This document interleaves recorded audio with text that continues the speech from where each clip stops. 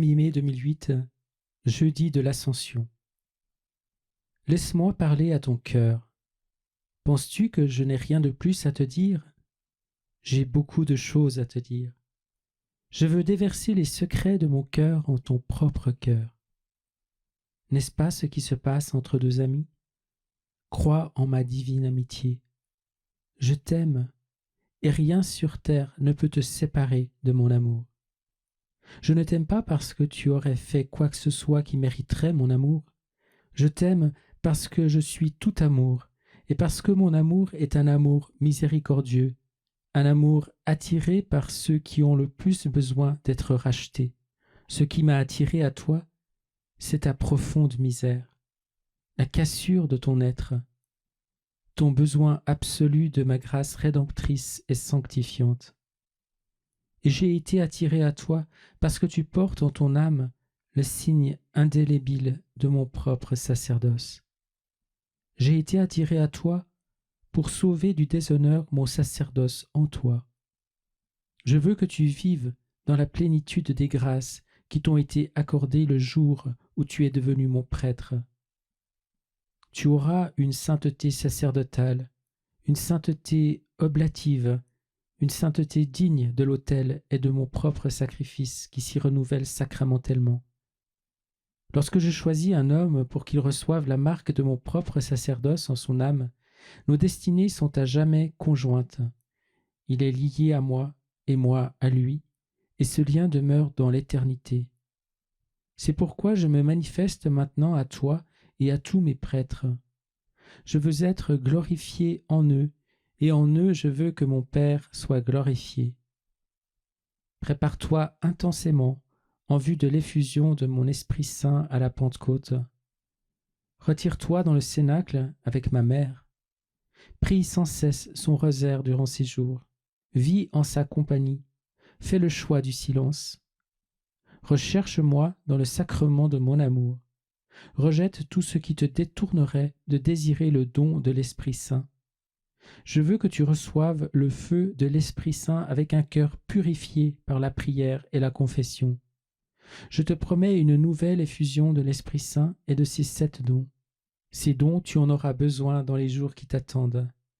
Tu en auras besoin pour l'œuvre que je t'ai demandé d'entreprendre, l'œuvre d'adoration et de réparation pour tous mes prêtres.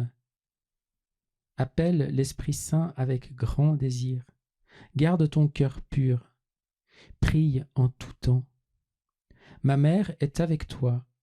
La prière de son cœur immaculé soutiendra ta prière durant ces jours. Et c'est par elle que l'Esprit Saint descendra sur toi avec une intensité que tu n'as pas encore connue. Appelle l'Esprit Saint en employant le doux nom de ma propre mère. Il n'y a pas de manière plus efficace d'attirer en ton âme les grâces de l'Esprit Saint.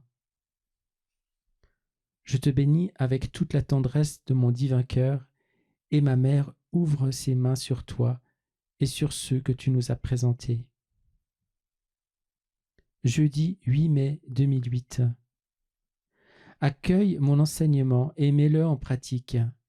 J'ai commencé à te former en vue de l'œuvre pour laquelle je t'ai choisi et mis à part.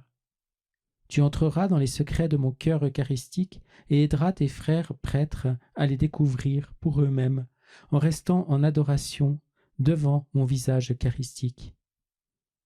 J'ai tant à te dire et en même temps, tout ce dont tu as besoin pour cette œuvre t'a déjà été donné dans l'évangile de Saint Jean, l'ami de mon cœur. Oui, je t'ai appelé à devenir un autre Jean.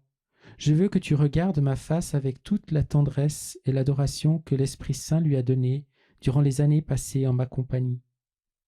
Après mon ascension, il a discerné ma présence dans le sacrement de mon amour en apprenant à y contempler la gloire de mon visage eucharistique. Jean était l'ami de mon cœur.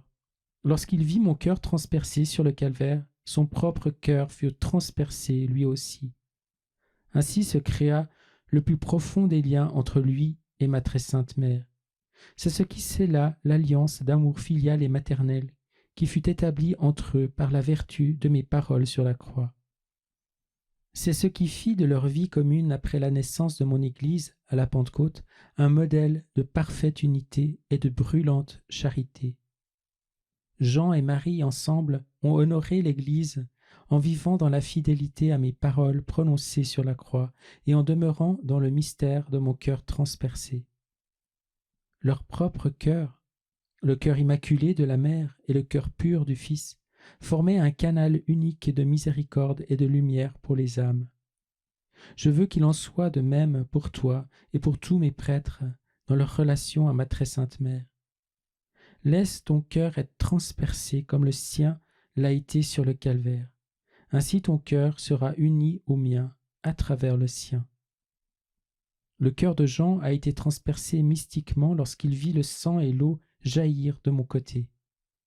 Ton cœur sera transpercé dans le mystère de la très sainte Eucharistie, non seulement en te tenant à l'autel pour m'offrir à mon Père, mais également en restant en ma présence, cherchant mon visage eucharistique, désireux de recevoir mes instructions et me laissant te remodeler pour que tu deviennes le prêtre que j'ai voulu que tu sois depuis le commencement.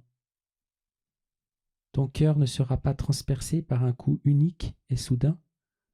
Ce sera l'œuvre de ma grâce et l'action discrète, voire cachée, de l'Esprit Saint.